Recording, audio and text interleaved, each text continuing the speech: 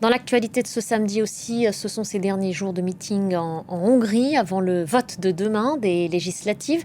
Après ces années passées au pouvoir, le Premier ministre nationaliste sortant Viktor Orban a multiplié les attaques contre l'Ukraine. Il est aujourd'hui dépassé dans les sondages par son adversaire Péter Magyar, un ancien du Fidesz. On retrouve tout de suite Caroline Decamaret, elle est notre envoyée spéciale à Budapest. Bonjour à vous Caroline, merci d'être avec nous. Je le disais, dernier jour de meeting, dernière ligne droite avant le scrutin, dernières heures aussi pour prendre une décision avant le vote de demain.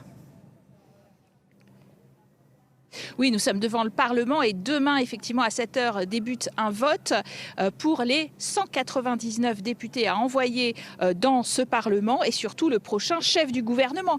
C'est un pays, la Hongrie, de 9,5 millions d'habitants et le vote de demain revêt un caractère particulièrement important pour la Hongrie, pour l'Europe, parce que, en l'occurrence, 16 ans au pouvoir de Viktor Orban, ce national-populiste, et il pourrait enfin y avoir une alternance au profit de Péter Magyar, un eurodéputé de 45 ans, qui d'ailleurs appartenait au parti d'Orban jusqu'il y a 2 ans, le Fidesz, mais qui a fondé il y a 2 ans, en rupture donc et en dénonçant la corruption du clan Orban, le parti TISA.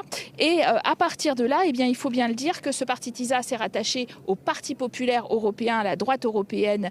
Et il y a eu une campagne à couteau tiré ces dernières semaines, marquée par un fort soutien de l'Amérique de Donald Trump, mais aussi des échanges et une proximité avec Moscou pour Viktor Orban, alors que les partis d'opposition, plutôt que se diviser comme les précédentes élections et de perdre, se sont rangés derrière cette candidature de Péter Magyar. C'est votre cas, Zita Gurmai, puisque vous étiez députée sortante, vous êtes députée sortante du Parti socialiste qui choisit donc de se retirer au profit de Péter Magyar. Racontez-nous ces derniers jours de campagne qui ont été particulièrement violents. Quels ont été les arguments de l'un et de l'autre ? Ok, tout d'abord, je pense qu'il faut bien comprendre, restons en Europe ou quittons. Et je pense que c'est la question de voter, de supporter Péter Magyar ou supporter en même temps Viktor Orban. Je pense que c'est la question, c'est Huxit ou pas.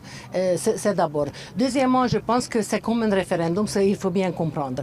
Malheureusement, dans cette campagne électorale, Viktor Orban n'a parlé quelques mots sur social, sur économique, sur l'éducation, puisque toutes sont rupturées. Cela veut dire, c'est la raison pour laquelle Péter Magyar a fait le discours de l'intérieur du pays qui s'intéresse de gens, comment ça peut être le changement, et qui était très important que cette troisième tour en Hongrie, et il fait très bien puisqu'il visite encore les petits villages pour faire un discours avec les gens qui vivent là, qui étaient toujours bloqués. Était toujours Fidesz, proche de Orban, c'est ça. C'est spécialement les villages, et c'est la raison pour laquelle il a bien compris, s'il veut le changement, il faut bien être dans la campagne aussi.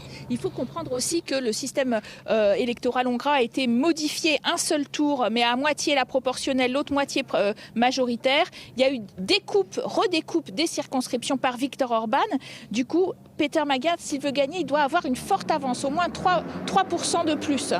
Ok, je pense que c'était très simple. La raison pour laquelle il y a un seul tour, puisqu'Orban Viktor ne voulait pas un deuxième tour. Il a fait une façon pour lui-même, et cela veut dire c'est vraiment difficile pour que le meilleur, qu'il prend tous. C'est la raison pour laquelle 44-45% de vote, cela veut dire de 2/3 de la vote, et c'est la raison pour laquelle on va voir comment ça peut être, puis ça peut aller que Péter Magyar peut gagner, que peut faire le plus de votes, mais en même temps, avec cette complication, ça peut être que Orban peut être le gagnant aussi. Mais on l'avait dit, le vice-président Vance américain est venu aider dans sa campagne Viktor Orban. Il y a aussi eu toute l'extrême droite européenne qui a défilé à Budapest, y compris Marine Le Pen, pour l'aider. Peut-être aidé aussi par les réseaux sociaux, par Vladimir Poutine. Est-ce qu'il n'a pas pu rattraper son retard ?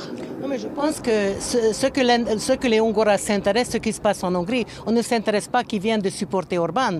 Et la question combien on a dépensé sur le premier de Venn qu'il était ici, combien d'argent on a dépassé sur ça, quel est le prix qu'on paye. Et c'est la raison pour laquelle c'est très bien que Péter Magyar a fait. Il fait la concentration, comment faire le changement, et il y a un très bon programme, il faut bien qu'il gagne.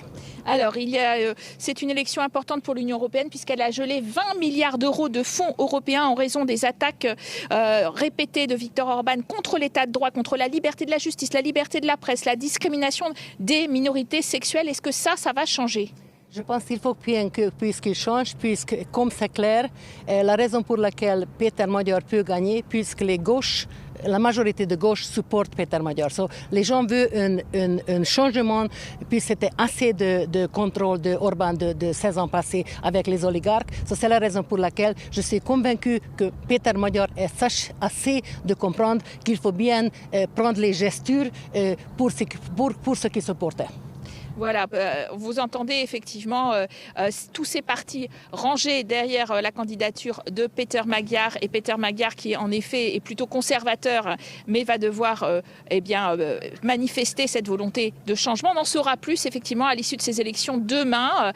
Fermeture des bureaux de vote à 19h et résultat peut-être vers 21-22h. Merci. Je pense qu'il y a quelque chose qu'il faut bien mentionner, qu'il a sélectionné 30% de femmes et c'est très important qu'il y ait beaucoup plus de femmes. Comme nous sommes le 26e sur le 26, j'espère qu'il y a un changement. Et si les voix de femmes viennent, je pense que c'est très important pour nous femmes qu'il fait le changement. Et on vous a entendu, Zita Gourmay. Merci beaucoup. Voilà. Merci beaucoup, Caroline. Merci à votre invitée, Zita Gourmay, députée sortante du Parti socialiste.